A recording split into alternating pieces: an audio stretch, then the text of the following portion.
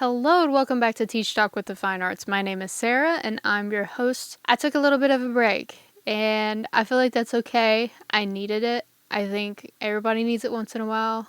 That's Pooh Bear back there if you're watching the video of this. Sorry I've been gone. I'd like to apologize, but please understand that everybody needs a break. I'm adjusting to teaching again. We started out completely remote, but now we are back to blended. So like half the alphabet's there on Monday and Tuesday, and then the other half is there Thursday, Friday. And each of those consecutive days, the other half is on Zoom. So that's kind of where we are right now. It's been an adjustment, but I've missed this podcast and I've missed all you listeners and all the feedback. So thank you. Thank you for being patient with me. Yeah, this episode's going to be a little bit different because I don't have a guest today. Speaking of, if you want to be my guest, please feel free to message me. Yeah, I don't have a guest today, but I figured I'd take this solo and just kind of give you guys an update on teaching and some of the tools I've been using, and we're just going to see where this goes. Well, this is actually my first solo episode, so bear with me if I stutter, because I probably will, and that's okay. I may also zoom through this. I have issues with talking too fast, so I'm trying to get better at that. One of my hardest things with teaching is the pacing, so I'm trying to get better at that, and this podcast kind of helps because I'm like, okay, we have to fit a certain time limit, so I'm still not the best at it, but I'm trying. Okay, so I kind of wanted to talk a little bit about me and why I started this podcast in the first place, because I've always had guests on and I've never really had the chance for you to talk about me. So I had Skype lessons my 5th year of college because I was a super senior. Anyway, I went through Skype lessons that year, and you can catch more about that because I actually had my professor and my fellow student on episode 1 of this podcast. So if you want to kind of go get a look at that, go ahead and refer to that episode. Anyway, long story short, it was definitely a learning experience for me. I ended up buying some equipment that would help me along that process and that journey. And I ended up buying an audio box and a microphone. An audio box, PreSonus, what is it? PreSonus Audio Box USB 96. I call him Audie, and I'm still using him right now. And it also came with like a condenser mic and headphones, not these. It also came with Studio One Artist. So going through that, it kind of helped me realize that I do enjoy recording and I still pursue it. Like I said, I'm using the interface right now. So going through this, it was hard at first, but it also helped me realize a few things that I didn't know about myself. So if you're downhearted right now, it's okay. There's a silver lining to everything. And yeah, all that to say, I realized everybody else had to jump on the online learning, so I figured it would be cool to start this podcast so everybody can share their experiences. And that's kind of where I'm at right now. I guess everybody else is busy or sick, unfortunately, so I've had trouble getting guests on, but we're back at it, and that's okay. So how things are going with teaching for me. So it's exhausting, and it's like I'm tired, but I don't even realize I'm tired half the time. I just keep going and going and going. And then like the Fridays or Saturdays will come and I'm like, oh wow, this is nice. Or like I was playing Animal Crossing the other night, which I used to play for hours. And I was like, man, I miss this. And I'm trying to get all the candy for Halloween, and it's all the recipes and all the pumpkins, and it's like super fun, but it's like, man, I don't have any time for this anymore. I've realized I need to make time. I need to make time for myself and make time for like self-care, because you can't keep going and going like that or else you're just going to burn out. So that's one thing I've learned from all this, is that I need to make more time for myself. Right now, like, this podcast is work, but it's also like an outlet for me. It's like a creative outlet that I don't really have a lot of anymore. So I do enjoy this. Like, this is fun. I'm really enjoying recording this right now. Another tip, blue light blocking glasses are so helpful. I use them, but unfortunately they fog up with the mask on. So I wear them when like no one else is in the room with me or when I'm here and editing a video or something. I'm not wearing them right now, probably should be, but that's okay. But yeah, I got mine from iBuyDirect, I believe, not sponsored, but I got them without my prescription so I can still wear them with my contacts. Super cool. I kind of look like Harry Potter with them on. That's okay. I've embraced that because they help me feel better. And also I went to the eye doctor the other day and I was kind of asking him what I could do to keep, I'm all tangled up here. That's okay. I was kind of asking him what I could do to keep my eyes from being so dry and tired all the time. And he gave me some like suggestions for eye drops for contact lenses, but he also told me there's a rule and it's called the 20-20-20 rule. And so when you're looking at a screen for 20 minutes, you look 20 feet away and blink 20 times. And that resets your like blinking situation. I don't know, I'm not an eye doctor, but it definitely, I've noticed it helps. It's like it just resets your blinking because you're not blinking normally when you're staring at a computer all the time. But yeah, I've noticed that helps. So I've been doing that. Another thing I use is the online textbook. I don't do any paper right now because half's online and half's blended, and then there's no point in doing paper. So I do everything on Google Classroom. And one thing I like using is the online textbook because it syncs up with Google Classroom and you can do like activities with the Google Classroom. If you didn't know, I should have said this, but I'm teaching social studies now. I taught choir last year, but now I'm teaching social studies, which isn't technically a fine art, but here I am. But it's fine. Anyway, back to the online textbook.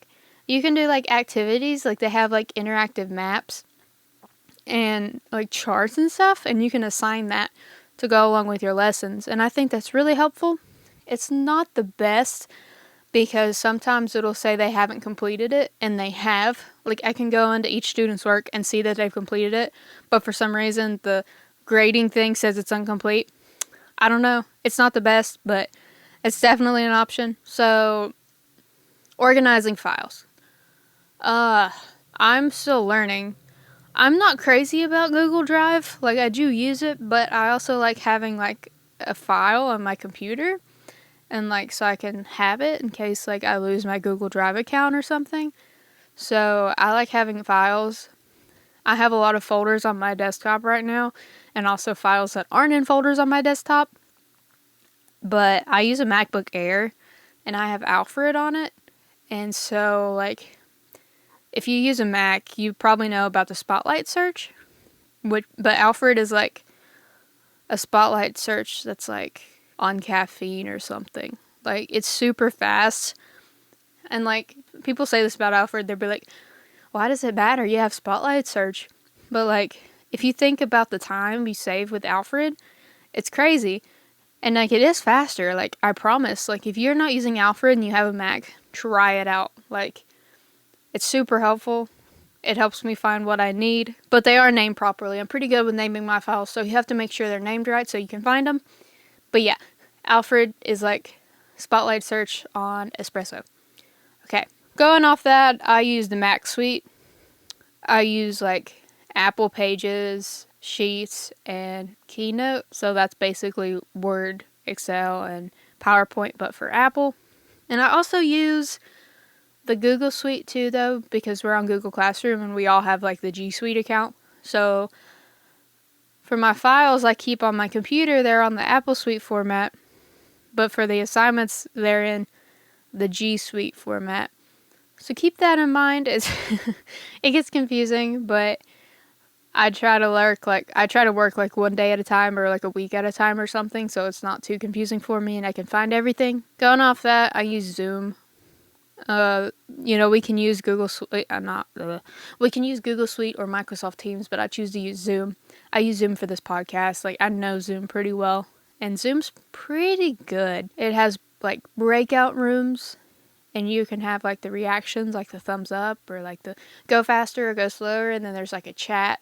There's just a lot of stuff you can use with Zoom, and I just appreciate that better. I also like the fact that the host has to start and end the meeting, but if you generate like a Google Meet link, they can just kind of hop in and do whatever, even if you're not there. But with Zoom, you have to be the host and you have to start that meeting. So that's what I like about Zoom. Another life-saving tip I have, dual monitors. And you don't have to go out and get this fancy schmancy like 4K monitor, whatever. You don't need that. I found an HP monitor that I've had from my first computer in like 2007. It was an HP Pavilion, I think. And that's the monitor I use, and it works just fine. Like, the dimensions are a little off, but it doesn't bother me. So, yeah, get an external monitor. And with Macs, I guess Windows do this too, but with Macs, you can do like 2 screens, so it becomes a second screen, and I have it set up to where I can just drag it to the left, and it goes to the monitor on the left. And that just works really well, and when I'm presenting something on Zoom, I can share the external screen, but I can have Zoom pulled up on the other screen, and that way I can still see everybody. Like, I can still see people while I'm presenting, and that's really neat for me. I don't know, it's really saved my brain and my eyes and just my sanity in general. I really like it. Going along with that, I have an Apple TV. It was the school's Apple TV, and my lovely coworker helped me connect it to my smartboard. And my smartboard kind of needs a new bulb. It's like one of the older ones, so it needs a new bulb. And I hope I can get the new bulb soon. So this isn't working as well as like I hope. But my plan is when I get a new bulb, I can share the second monitor with Zoom and also AirPlay the second monitor to the smartboard. So that way the Zoom kids and the in-person kids are seeing the same screen at the same time. Because right now I'm just having the in-person kids hop on Zoom, and that's kind of pointless. So that's kind of like my thing right now. I'd like to get a new bulb so I can do that. Another app I've used is Remind. So Remind has been described by one of my students as like a Facebook for school. And pretty much what it is you make classes, and each of the classes has a code. So the kids can get the app and enter that code and join your class, and you can send out like messages and announcements and stuff, and they can reply, and it's like push notifications on your phone. It's pretty much like instant messaging, but it's like for a school, and it's super neat. You can send like pictures and stuff. Like, I'm working on Bitmoji classrooms right now, and I'm having them send in their Bitmojis, so it's easy for them to do that way instead of emailing it or live grades or whatever. It's easier to use Remind. So, it's free. I don't require it, but I do recommend it for them to download. I need water. Water's good for you.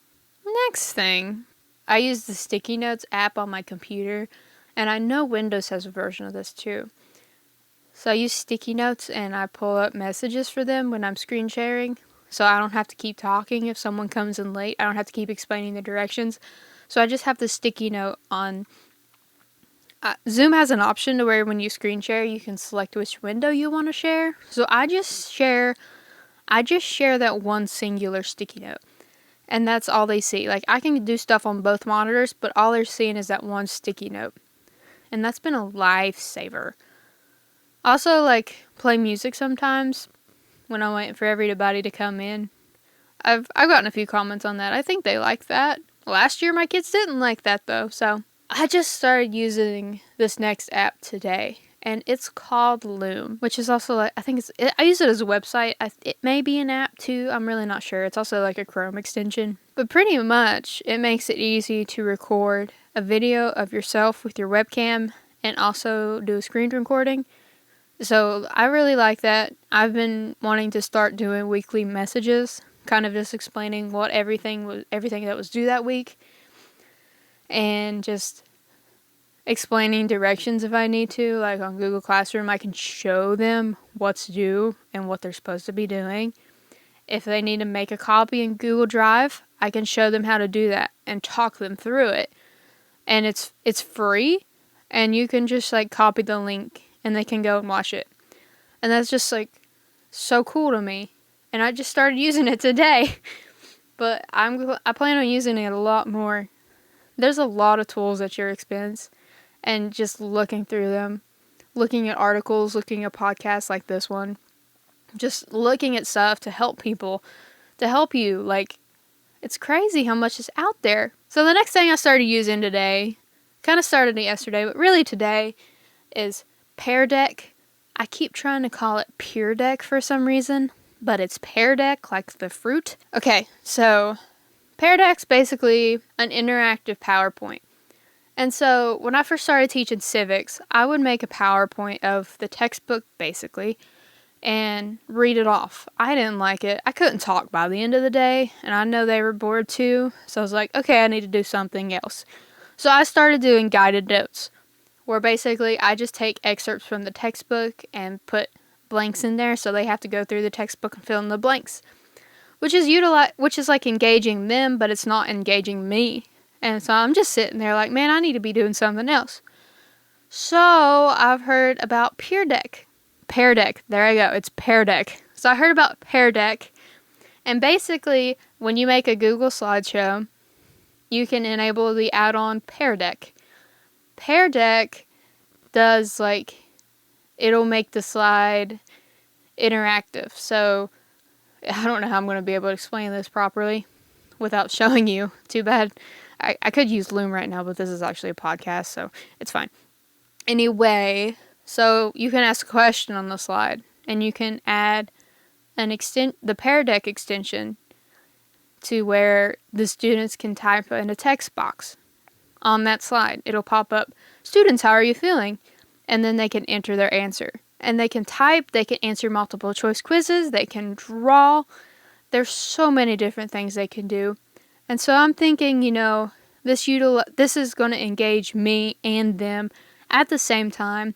We're going to be discussing things at the same time. I'll be able to see real-time responses, and I'm going to know if they're understanding it or if they're not, because I'll be able to see it. So yeah, I'll update you a little bit more on Pear Deck when I figure it out more, or maybe I could have some coworkers on. That'd be neat. But yeah, that's kind of where I'm at right now with Pear Deck. So Google Classroom as a whole is pretty nice if you actually know what you're doing and utilizing the features. I used it last year, but I didn't fully utilize it. And I'm just realizing that this year. I'm like, wow, there's a lot more to this than I was using. So one thing that I like is you can create different topics for like the classwork tab. So I have classwork topics for like the Bitmoji classroom and the reoccurring Zoom link and assignments, class recordings, materials. Materials are where I put like lunch menus and syllabi and things like that. Assignments is obviously the assignments. Class recordings are the Zoom videos, the Zoom recordings that I use, and we'll come back to the Bitmoji classroom later, because I'm still learning on that too. You can also schedule assignments on Google Classroom. So like, say you don't want to get to school 10 minutes early to upload that assignment to Google Classroom. You can schedule it easily. You can say schedule for 8 a.m. and it'll post it at 8 a.m. You don't have to do anything. It'll just schedule it.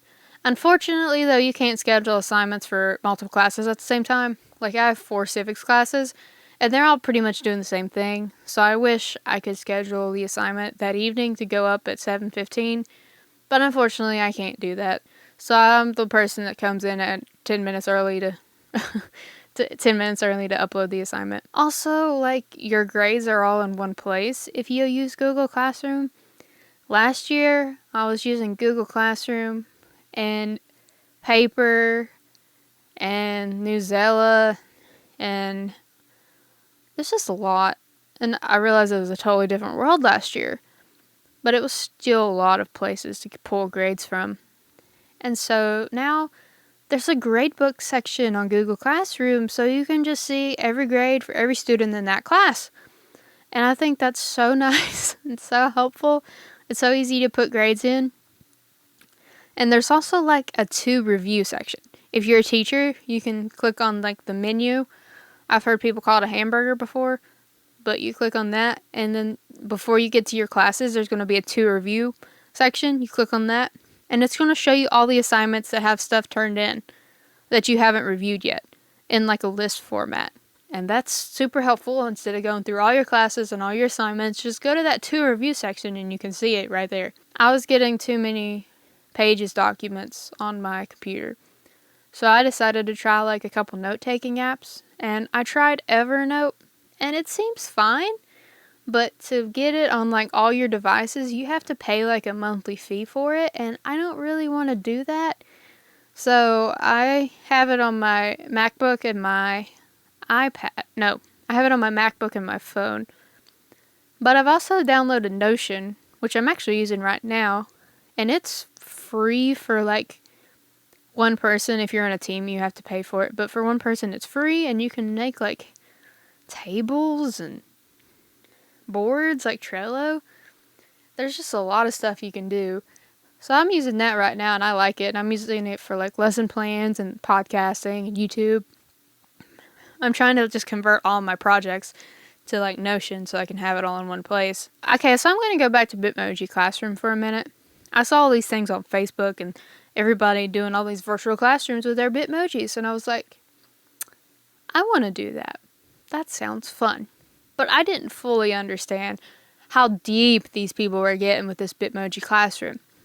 Like, I made this cute little like classroom with like chairs and my cats in there and my Bitmoji and like a whiteboard and everything, but I didn't add links to it, so I was just using like a plain picture for like when they came into the Zoom meetings at first. But now I've been adding in links for like their email and Google Classroom and Zoom, so now they can click on those icons. I put like Google Classroom and all those icons in like a bookshelf in that room on the slideshow, and now they can click on it and it takes them there.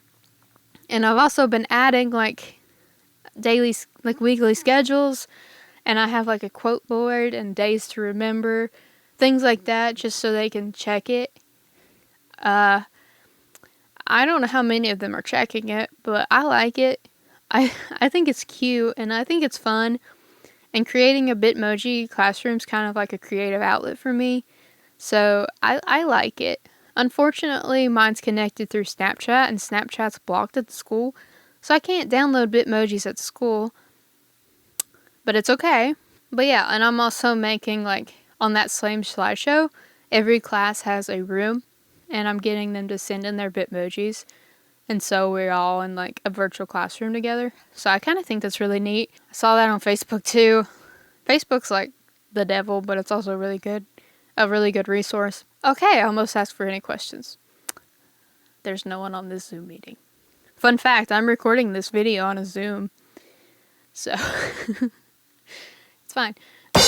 Yeah, that's kind of my update for the day. I'm going to try to get some more people on. Maybe I kind of even thought about doing like a live Facebook podcast where I chat with people and they ask me questions live. So if you guys would be interested in that, let me know. Yeah, so far I'm really liking teaching social studies. It's super fun. Even during COVID, I really like it. It's a lot of fun. I hope you guys are doing okay. Thank you all for the support. I didn't know if I could, I know this isn't that long, but I didn't know if I could even talk this long. So I hope you guys liked it, even though I was kind of word vomiting a lot, I believe. But yeah, that's about it for me. Thank you so much for listening. My name is Sarah, and this has been Teach Talk with the Fine Arts.